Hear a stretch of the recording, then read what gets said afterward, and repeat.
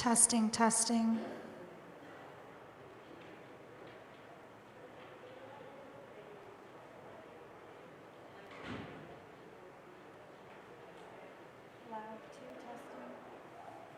Everything okay?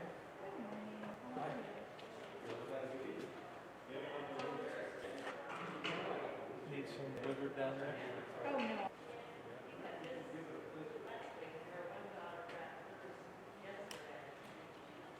Two, love, two.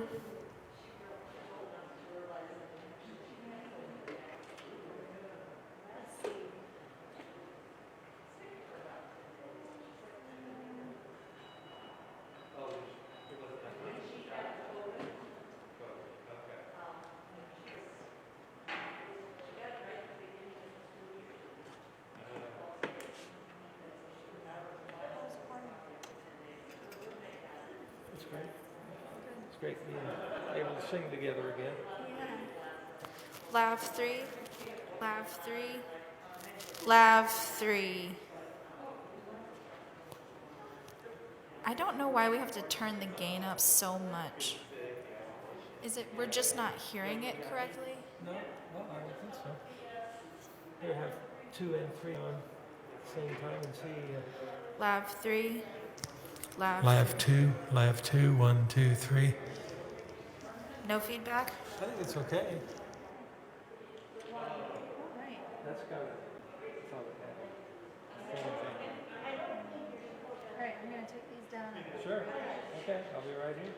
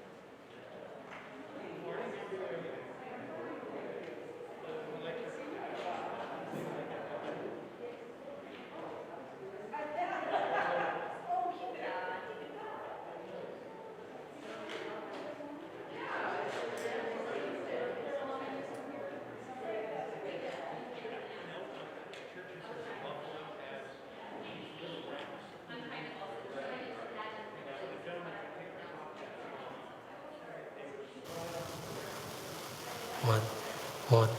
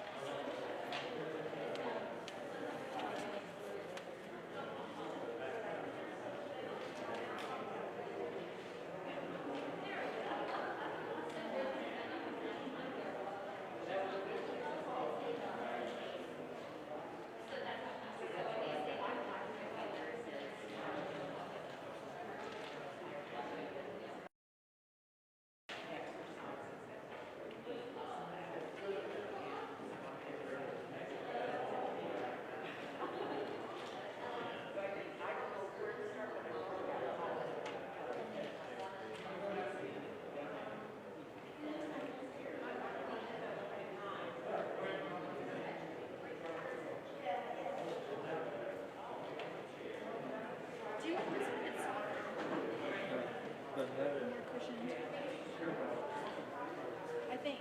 Are they the same? Yeah, they're the same. They're the same. I moved the.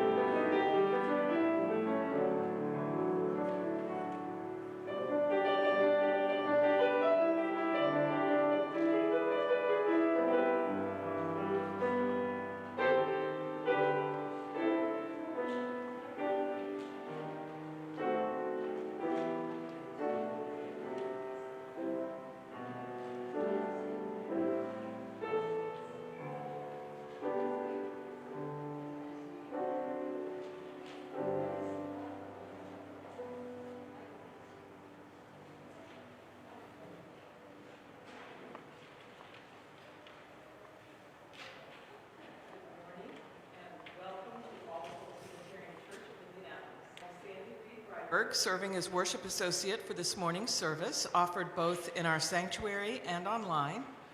We are so glad that you have joined us today, either in person or virtually. For those gathered in our sanctuary, I respectfully remind you that we will need to remain masked and distanced from others not in your family group or personal pod, and we have stipulated that only vaccinated persons are permitted in our sanctuary at this time.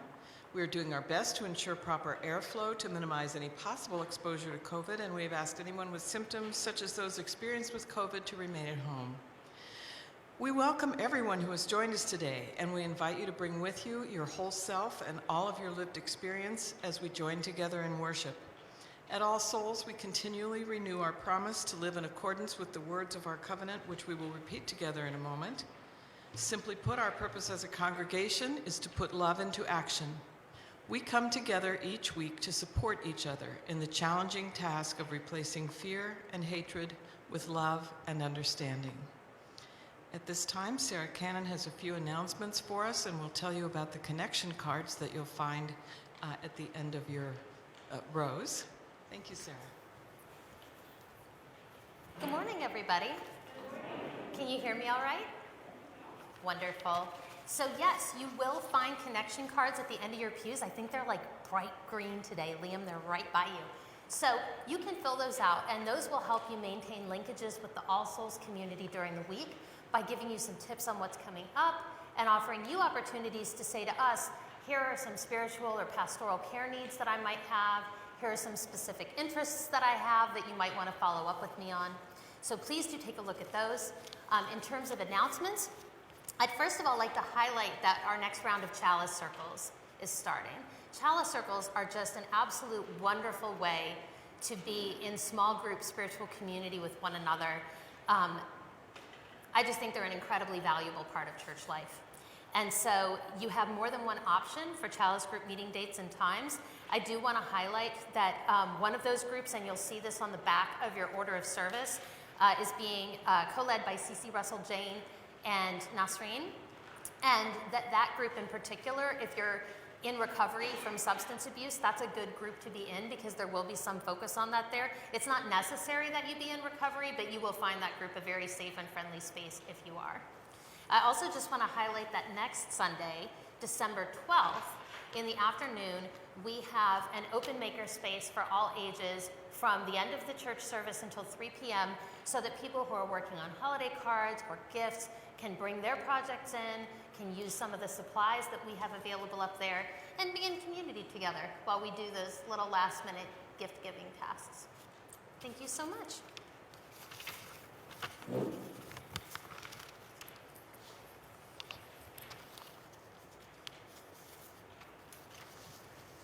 Good morning.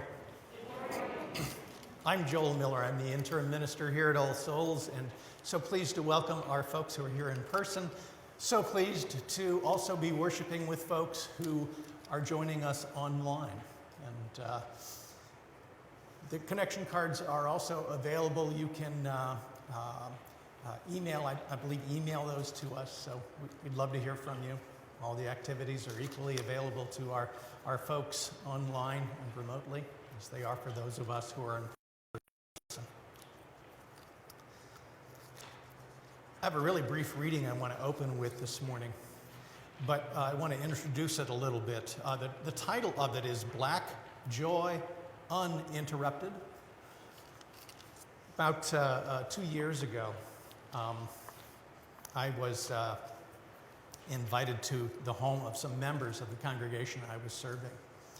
And having gotten to know this family and having done a lot of personal work around issues of institutionalized racism, especially as it exists in myself, I had the privilege of being invited to their home. And this family's black family, an African-American family. And the privilege was especially distinct because the family did not code switch for me. And what I mean by that is they didn't spend their time translating everything into white.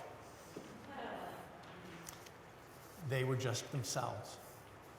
That's a remarkable privilege. I'm not trying to brag or anything. I just realized what a privilege it was, and just enjoyed the enjoyment that they were experiencing, even as I was privileged to be with them in that moment. That's this introduction to this very short reading, Black Joy Uninterrupted. Trigger warning, this is not respectable. This will not pull its pants up. It will not turn down the music. This will not hide. Because this is my black joy, uninterrupted. May all of our joy in this season, in all the days of our life, be uninterrupted. Good morning and welcome.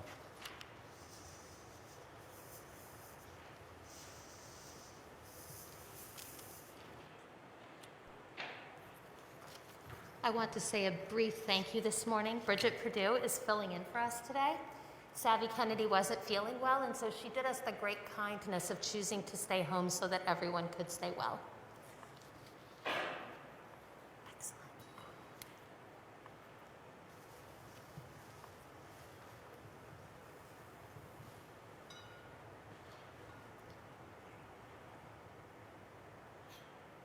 And now let us all recite our covenant, which you can read on the wall behind us. Love is the spirit of this church, and service is its law. To dwell together in peace, to seek the truth in love, and to help one another. This is our covenant.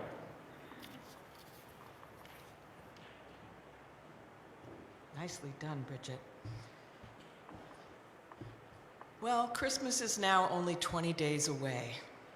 The Christmas season has always been a bit of a conundrum for me.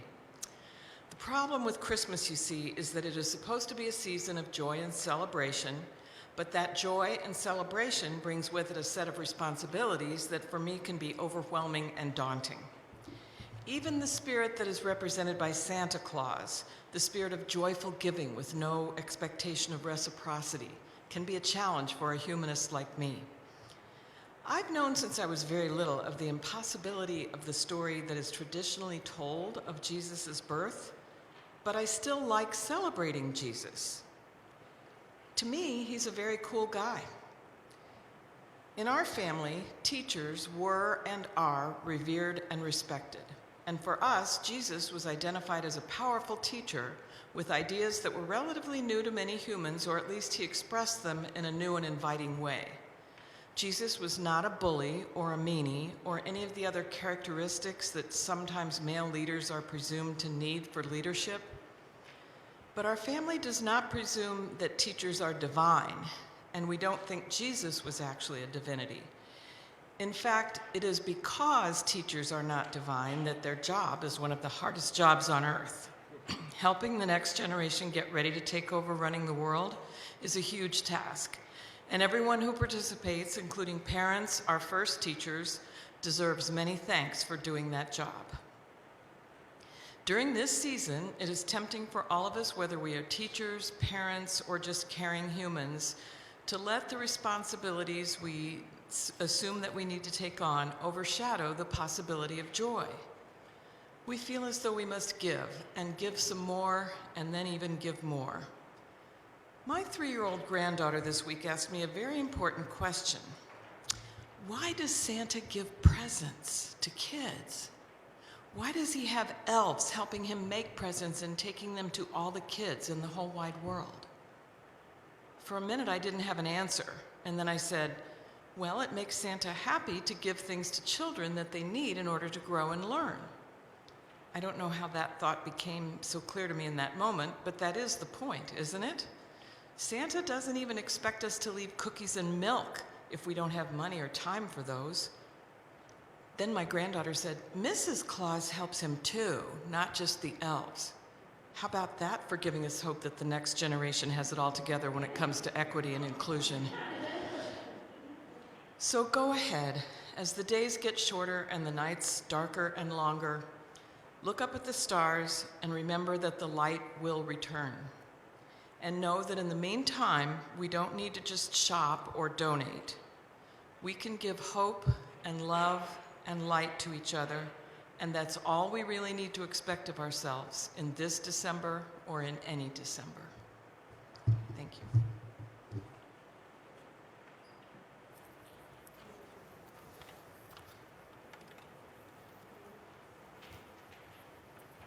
Good morning again. Can y'all see me over the music stand? I'm not very tall. All right. Well, as usual, it is just so lovely to be here with you all today. Did you see all the new decorations? Yeah. Oh, I'm so happy. So Nancy Bainey and my son Graham and my niece Tracy and Elias Kahn Clark and Elizabeth Drucker and her daughter Eliza, we all worked together and got it done. And then this morning in the RE hallway, Nadia and Ada and Bridget all worked on it over there as well. So there's just so much fun stuff going on. And I'm one of those people who really likes decorations once they're up, right? But I don't always enjoy putting them up, especially not by myself. So it was a lot of fun to be in community together and do it as a team, you know? Like, I thought that was really great. And I'll tell you another thing. This was so exciting. We were putting up decorations in the library, just in case any groups met in there. And we looked out the window, and guess what we saw in the big, tall pine tree right out there? Bluebirds! I thought they would all have gone south for the winter already. But there they were, and there were probably 6 or 8 of them, and they were so beautiful, and it felt like this little bit of magic just for us. Although I hope that if you go look after the service, you'll see them too. So I've been thinking about this a lot. That one of the ways that I keep myself feeling happy and content is I save up little moments like that, and I hold on to them for when I'm doing something difficult. Like, for example, when I went home from decorating the church and cut out 11 pairs of pajama pants to sew for nieces and nephews, which is why my niece is here this weekend, because she sews, and she's awesome. So, but that's kind of a small, tough moment, right? And we all have those, like running around and picking up holiday gifts, and those are small moments. But sometimes we have tougher ones. For example, I've been thinking about Hanukkah, a Jewish holiday that's celebrated this week. In fact, it's just finishing up this weekend. We have some folks here at All Souls who celebrate Hanukkah. And if you know a little bit about it, you know that there's a special candle holder that's lit each night during Hanukkah. And does anybody remember what that's called? I hear it sounds like humming when you guys say it. What was that again? Menorah. It's like menorah, very quietly. It's like menorah. So, and Ada gave us such an amazing summary during RE this morning of the menorah and what it's for. But Hanukkah is like a lot of holidays. It's a big celebration and it's so much fun now. But the reason we have that celebration is because a long time ago, somebody went through something really difficult and it turned out okay. And we're so happy that we're still celebrating about it now. So the Hanukkah story goes like this. A long time ago, a king from Syria invaded a land called Israel, which was the center of Jewish life, and took it over. Now, he, at first, allowed Jewish people to keep practicing their faith, but his son handled things very differently. He said that the Jewish people had to stop practicing their faith, and that they had to worship Greek gods instead. And he went into one of their most sacred temples in Jerusalem and made it a temple to Zeus instead. And I think a lot of us here know that if we believe something really deeply, we're not going to stop just because somebody tells us that we have to. So to try and force them, the king hurt a lot of people, and it was a really bad time. Now the Jewish people fought back, and eventually they retook Jerusalem. But as you can imagine, there were sacred places that didn't feel clean and didn't feel like they were theirs anymore because someone else had come into that space and kind of ruined it on purpose. And so they cleaned the temple until it began to feel like it was their own special place again. But their menorah didn't have candles. It used little oil lamps. And back then they used olive oil to keep those lit. And I don't know if you know this, but olive oil is not super easy to make. Like, you can't just pick up an olive and squeeze it and oil comes out and you're like, good, we're back. So there's a process and it takes time. And there was only enough oil to keep that menorah lit for maybe one day. But lighting it was very sacred and important, like lighting the chalice here at churches. And so it felt like an important thing to do. And so they said, we're going to light it because it's an important symbol. And even if it goes out after a day, at least we know we lit it. But it didn't just stay lit for a day. It stayed lit for 8 days, which was all the time that they needed to find another source of oil so that they could then keep it burning and not let it go out. And I think that I can kind of imagine how it must have felt to be so tired and so weary and so sad from a long war, and then to have that gift of the menorah staying lit for such a long time. And I think you could save that joy in your heart for a really long time. Now, to the Jewish people, this was a miracle with a capital M. But we don't always need a full-on capital M miracle to feel joy, because small miracles are all around us. For example, on Thursday, I went outside the church to do some chores, and guess what? There was a whole team of volunteers out there taking down the tents. I don't know if you noticed this morning, they're gone, right? And they put them away in the garage. We still have them. It's cool. But they were such a good team. They were all working together, and they were being friendly and cheerful, and they got everything done so carefully, and they packed away the tent so well. And it just made me feel that joy that I feel when I witness people working together in a caring way. And I was happy the whole rest of the day, just from that one small thing. It affirms my faith that people are good, which is very important. It's an important part of universalism. I'll tell you one more. There is a certain person who might be here right now who has really been bringing the big spirit of Christmas into this church, like in a huge way, dressing like Mrs. Claus, coming in with like a necklace made out of holiday lights, all this kind of thing. And just every week there is something new added to that holiday outfit.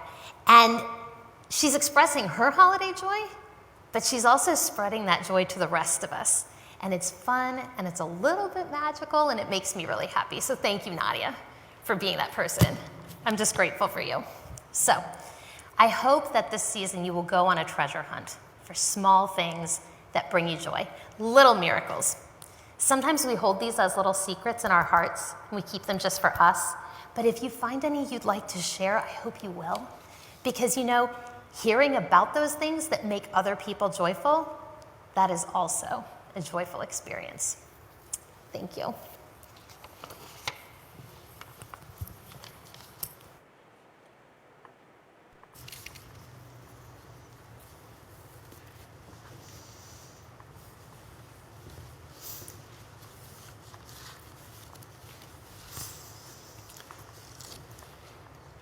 We invite one another into our lives by sharing from the depths of our lives, sorrows and joys that we experience through the weeks and the months while we are in community together. We have some sorrows that we are sharing today. Alan Schmidt's wife, Ruth, while they were together on a trip in Florida, was in an accident and broke both of her legs. So Alan is pretty busy right now helping her as she recuperates and heals. And I'm sure would appreciate any calls and letters. Julia Van Daren will be having surgery. She requests prayers and good vibes for herself, for Ada, and for Jennifer. And a joy as well. Much thanks to the volunteers who took the tents down outside after we were able to meet in them through the summer and part of the fall. Thank you to Mike Middleton, Mike O'Rourke, Rex Martin, Ollie Howe, and Phil Soper.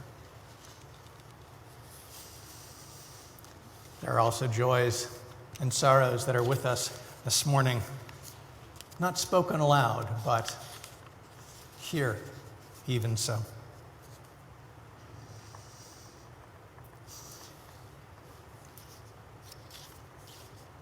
And now in this time that we contemplate these connections, these experiences, I offer a prayer. I offer it in the spirit of humanism, which tends to be a philosophy and approach to life which doesn't at all pray.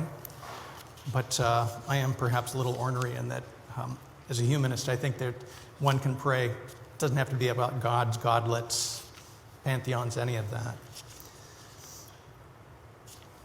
I won't explain it, I'll just do it. So who am I to pray? Who are you to be listening to a prayer? What does it mean to pray with you? What will you be to me? What shall I be to you? We are earth. Earth come alive. Earth asking questions of earth. Perhaps these questions become our prayers. Here we are, this journey together in life. We travel under the stars and earth under our feet. Spring, summer, and fall, flowers close by. Life by our side. Let's not own the earth or each other or any spirit. Here we are, walking, talking earth. We are a landscape of love and joy, sorrows too, curiosity. We have words and smiles to offer. We can look at the stars together and listen with the ears of our own ancestors and with the ears of our greatest grandchildren. We are star stuff. We are earth beings.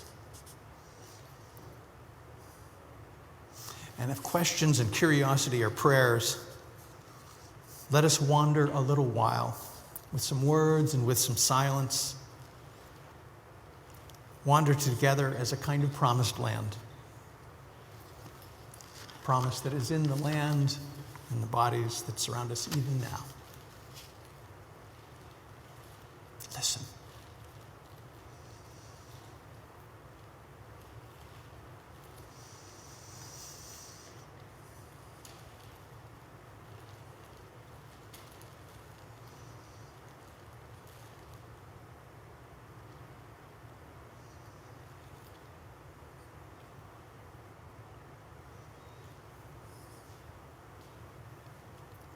Amen.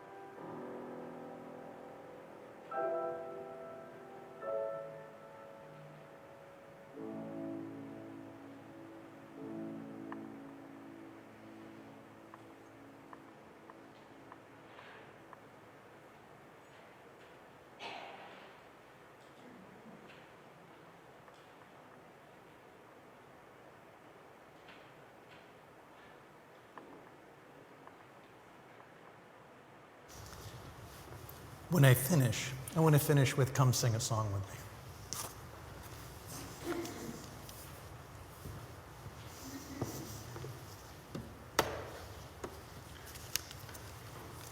So when I was in first grade, my mom said to me, we were going to leave school. I was going to leave school early that day because we were going to go visit Santa Claus. I could tell Santa Claus what I wanted for Christmas. I was very excited about that. I had a note from my mom, which I gave to my first grade teacher. She opened the note and read it. Boy, was she annoyed.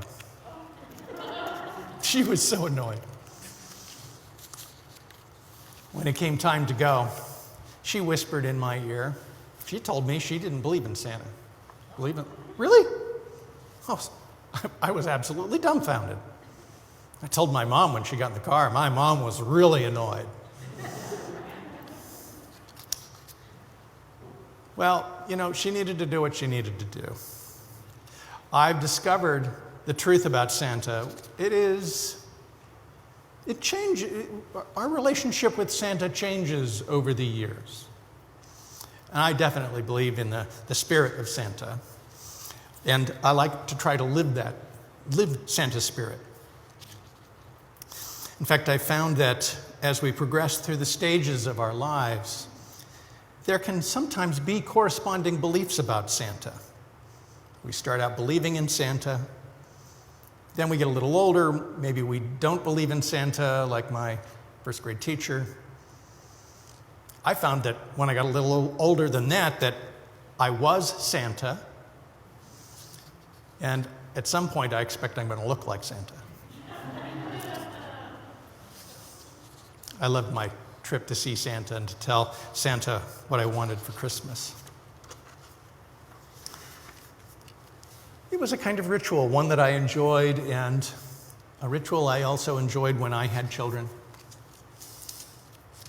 Ritual is something I really look forward to. We light our chalice. That's an important ritual for us, the sharing of this covenant, the living of it, indeed, even its own ritual.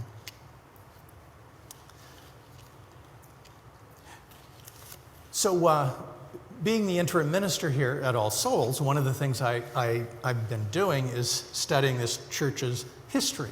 And one of the things that I've been mentioning for a couple weeks now is this church's prominent role in the formation of American humanism in the 20th century.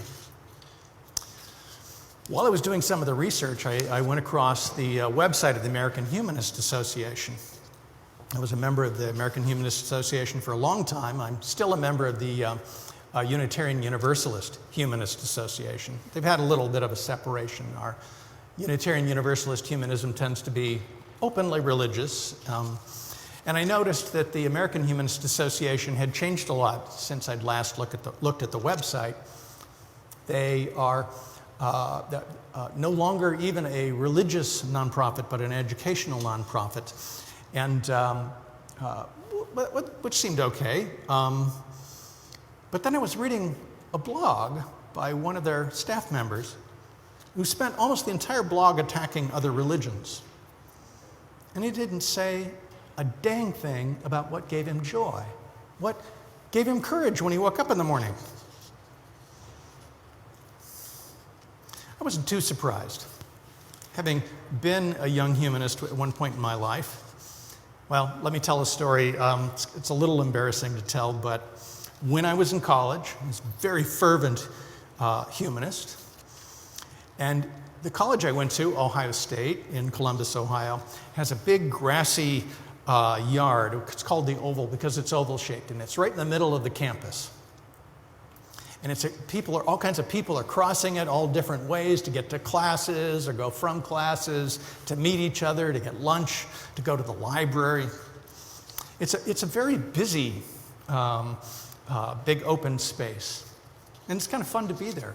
People sometimes set up meetings in the middle of the oval just because they can be outside and with one another. Or if there's snow on the ground, they'll have snowball fights. Every week, every day of the weekday, when I was a student at Ohio State, it's a long time ago now, there was a fundamentalist preacher right in the middle of the oval. He would have, and it was always a he would have a little box, and he'd get on top of the box, and he'd be talking about the one true religion that he believed in. Now, being a sophomore humanist, I enjoyed taunting the preachers. At least once a week, I would have to just take some time out and ask them annoying questions. I'm not going to go into it because basically, I was hoping I could get a good laugh, and if the weather was good, I could get a bigger audience. I'm not proud of that. 10 years later, when I started my studies for ministry, I discovered I was very articulate about what I did not believe in, but I could not say what I did believe in. I was kind of embarrassed. No, I was really embarrassed by that. I almost quit our school for ministry. I was so angry about it. I felt like I had wasted a lot of my life learning about other religions just to disbelieve in them. I still struggle with disbelief, not that I practice it. I just get very impatient when I hear others talking about what they don't believe in. Again, not too terribly proud of it. We all sometimes bring some baggage from the religions we grew up in or the religions we didn't grow up in. So, in fairness, what that means is that if you really want to talk about something you don't believe in, probably I'm going to recommend one of my colleagues for you to talk with, because honest truth, I don't care what you don't believe in. I'm very interested in what you do believe in. What gives you joy? When you wake up in the morning, what is it that has you thinking, wow, I want to get out and live and see this today. I'm curious about that today. I'm excited because I'm going to see someone today. How do you practice gratitude? What makes you thankful in life? What gives you hope when hope is hard to find? I found gratitude to be a very useful practice. It was recommended to me in theological school by a lot of very kind teachers from other religions. I explored a lot in school about other religions. I got to know liberal Christians. I got to know feminist Catholics. That completely changed everything for me. In fact, that's when I realized the importance of understanding what I do believe in. Because feminist Catholics, how was that possible? Boom, my mind was opened in ways I'd never imagined. One of the things that Buddhists, Muslims, Christians, Jews all recommended to me was to practice gratitude. I mentioned this to other humanists who I was studying with. A couple of them were like, you don't need to practice gratitude. That's just silly spiritual stuff. But recently there's a book that came out called How God Works. And the scientist, the social scientist, David DeSteno, who wrote the book and is the social scientist who does these studies, he doesn't know if he believes in God or not. In fact, he doesn't think it's a very important part of the conversation he's having. But he knew that a title, How God Works, would sell the book, so there you go. He practices gratitude all the time because it has scientifically measurable benefits. He says it's not necessary to be a believer of any particular religion to practice a ritual about gratitude or to practice a ritual about grief if you lost somebody you love, even to practice joy. Rituals work for people even if they don't believe in the religion from which the ritual comes that they're practicing. In fact, really, just if you're participating in a ritual, all you need to believe is that it works. And sometimes you don't even need to believe it works for it to work. The science is in. And for a humanist, that's pretty much conclusive. The science is in. Gratitude is a foundational practice for any human being to feel joy, to feel happiness, to feel connected to others, to have a better life.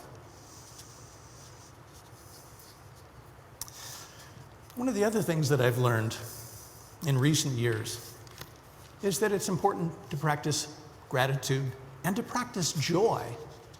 And here we are in the season, the Christmas season, the season when we're looking to that spirit of Santa. Practicing joy nurtures in us a bigger spirit, a bigger life.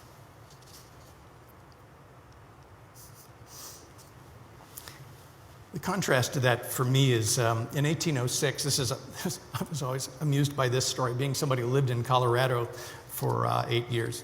In 1806, Lieutenant Zebulon Pike set out. He was the second American explorer of the Louisiana Purchase.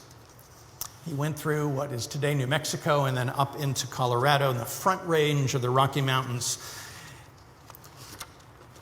He saw, as he entered Colorado in the front range, this enormous mountain. Now, when he saw it, he didn't realize how far away it was. He figured, we should get there in a few days. After 2 weeks of bushwhacking his way across the prairie, it looked like they were close. He told the men, there weren't any women following him, they didn't do that in those days, but he told the men that were with him, you guys stay here in camp. I'm going to go to the top of the mountain, I'll be back. Took him 2 more days just to get to the base of the mountain. Then he got trapped in a snowstorm on the side of it.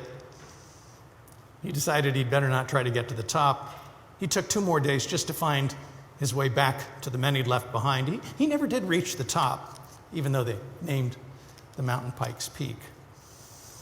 Zebulon Pike was not too terribly humble about his experience with that great mountain. Since he was unable to reach the top, he declared no one ever would reach the top. It's a popular tourist destination these days. In fact, you can get like a cable car that'll take you to the top, or you can drive up on a paved road.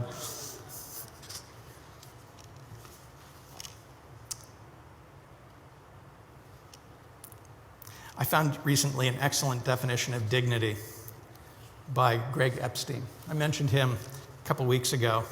He's now the head chaplain at Harvard Divinity School, and he's a humanist chaplain. And one of my favorite books is a book he wrote called Good Without God. He mentions in the book how quick Americans are to discriminate against people who are not theists and not religious. I just love the book. He writes with compassion, with warmth, reason, thoughtfulness, turns to science for an understanding of how it is to be human. Although I do take exception with one thing that he writes. He says that humanists and non-theists are not religious. I must tell you, having grown up Unitarian Universalist among humanists, the most profoundly religious people I have known in my life were those humanists. And I don't mean that as an insult or as a counter to what they understand about themselves. If religion is practicing love, trying to live a life that is good for oneself and for others, they were the most profoundly religious people I knew.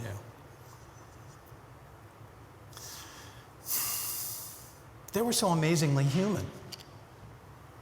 And so was Greg Epstein.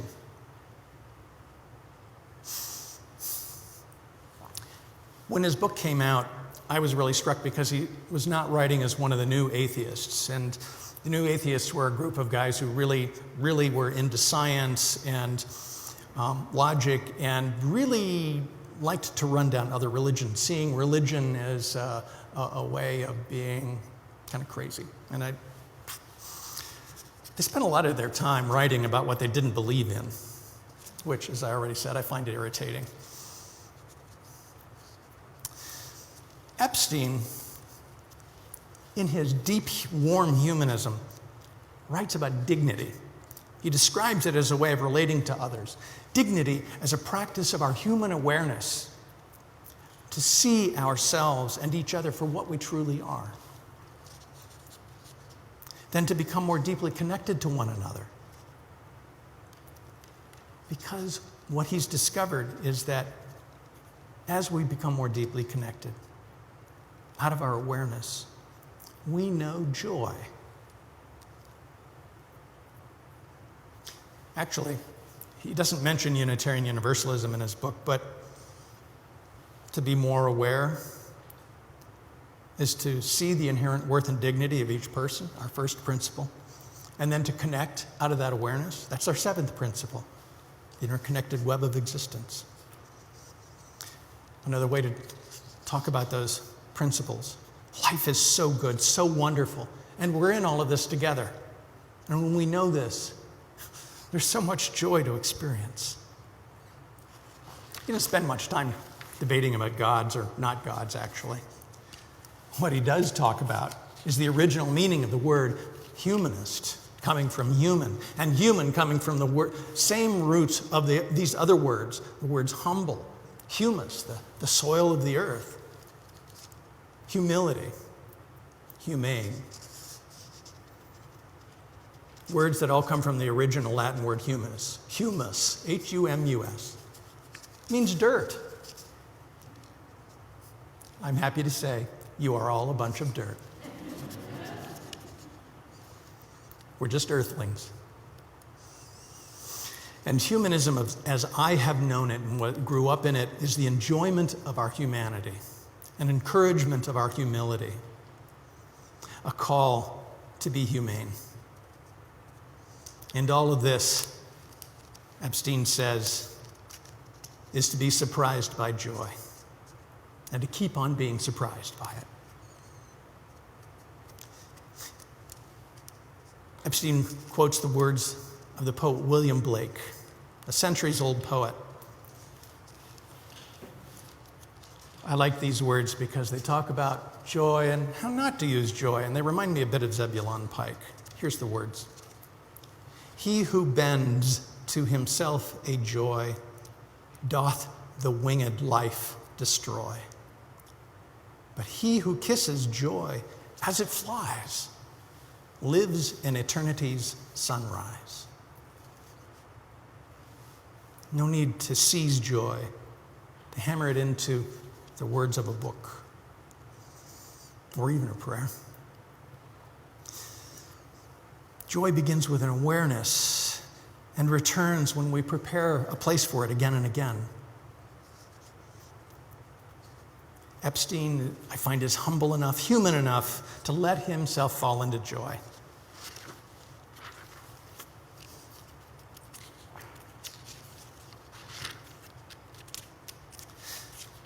I was at home with my son.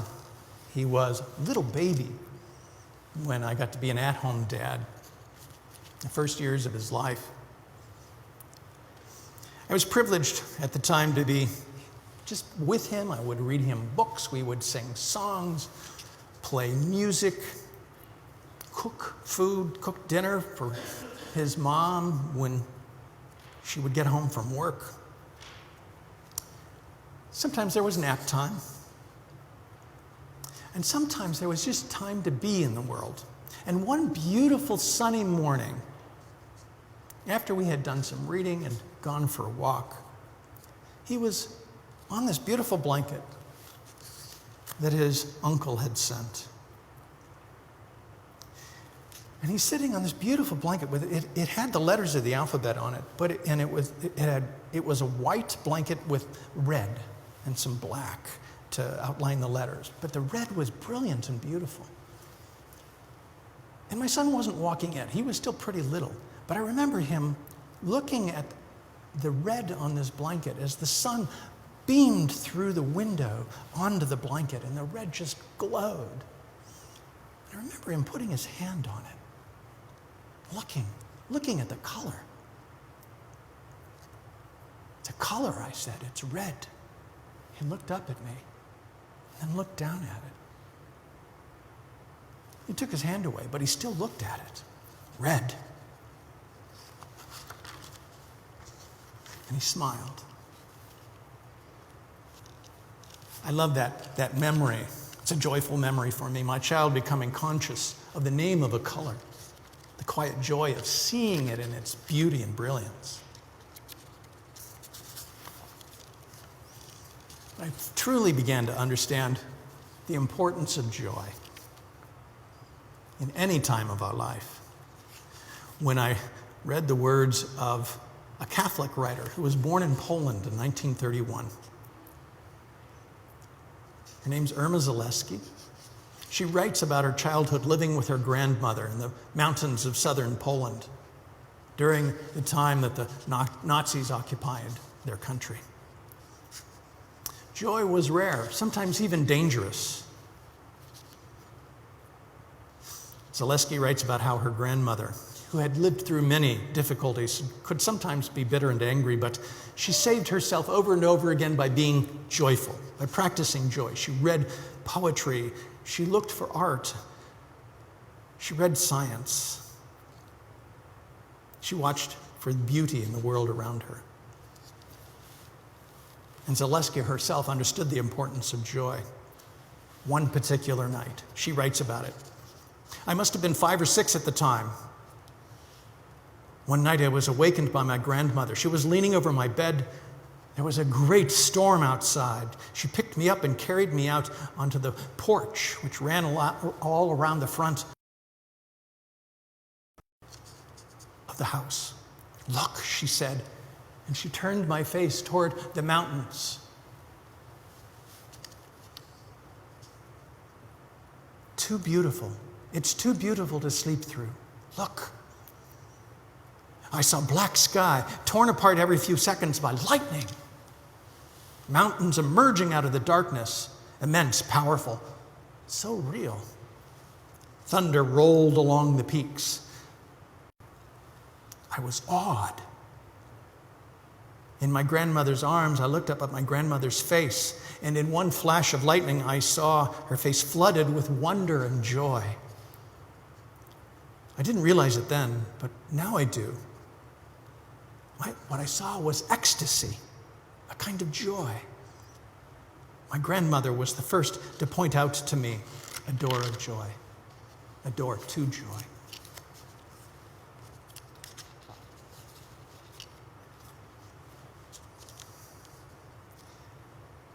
To look for dignity, to seek connection out of that dignity, and to practice joy.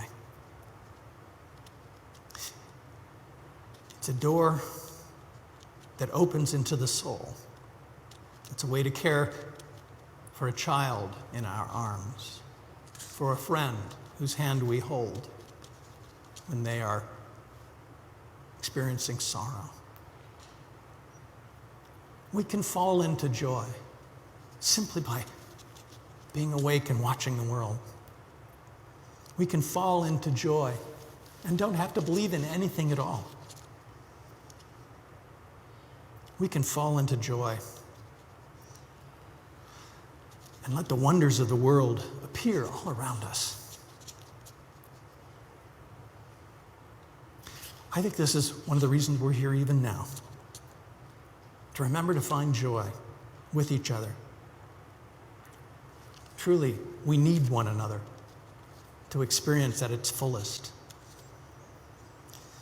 Joy is a depth of connection itself, like a moment when we connect with nature, perhaps our backs against a tree. The roots seem to be growing within us as well as the tree, connecting us to soil and leaf and sky. It might be the moment the music lifts us into eternity together when we sing, or the moment that our eyes meet with someone we love, or perhaps even a moment that the stars in the sky seem to speak to us. And we realize there's nothing that will ever stop the star fire. It still burns in us and makes us human.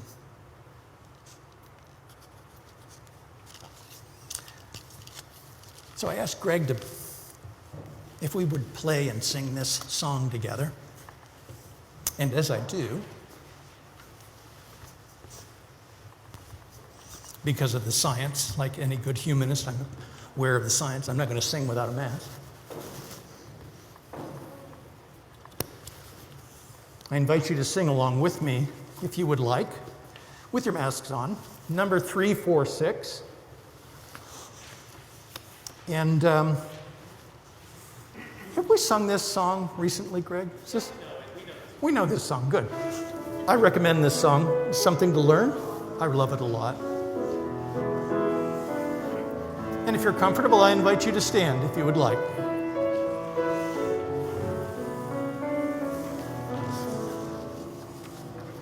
Come sing a song with me. Come sing a song with me. Come sing a song with me, that I might know your mind. And I'll bring you hope when hope is hard to find. And I'll bring a song of love and a rose in the winter time. Come dream a dream with me. Come dream a dream with me. Come dream a dream with me, that I might know your mind. And I'll bring you hope when hope is hard to find. And I'll bring a song of love and a rose in the winter time. Come walk in rain with me. Come walk in rain with me. Come walk in rain with me, that I might know your mind. And I'll bring you hope when hope is hard to find. And I'll bring a song of love and a rose in the winter time. Come share a rose with me. Come share a rose with me. Come share a rose with me, that I might know your mind. And I'll bring you hope when hope is hard to find. And I'll bring a song of love and a rose in the winter time. Thank you.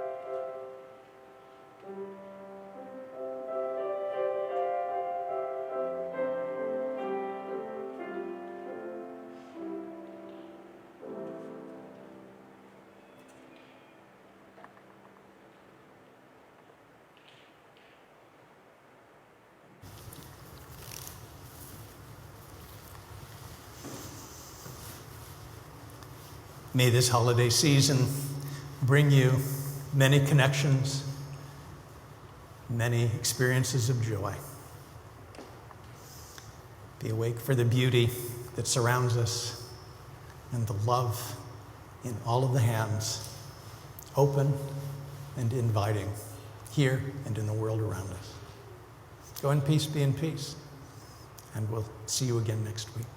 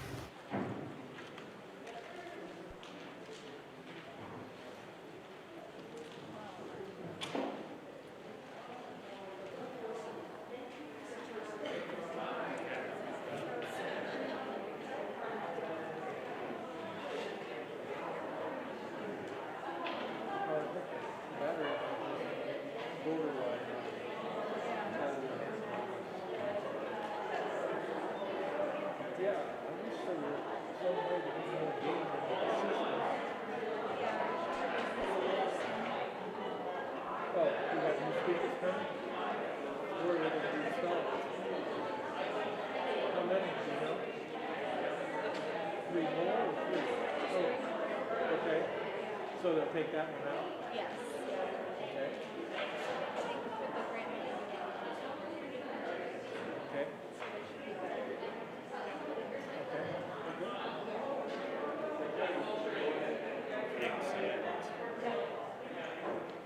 Because ideally, this master, ideally, when everything is zero, Because then you don't get the crosstalk and the feedback and stuff. You know, all that.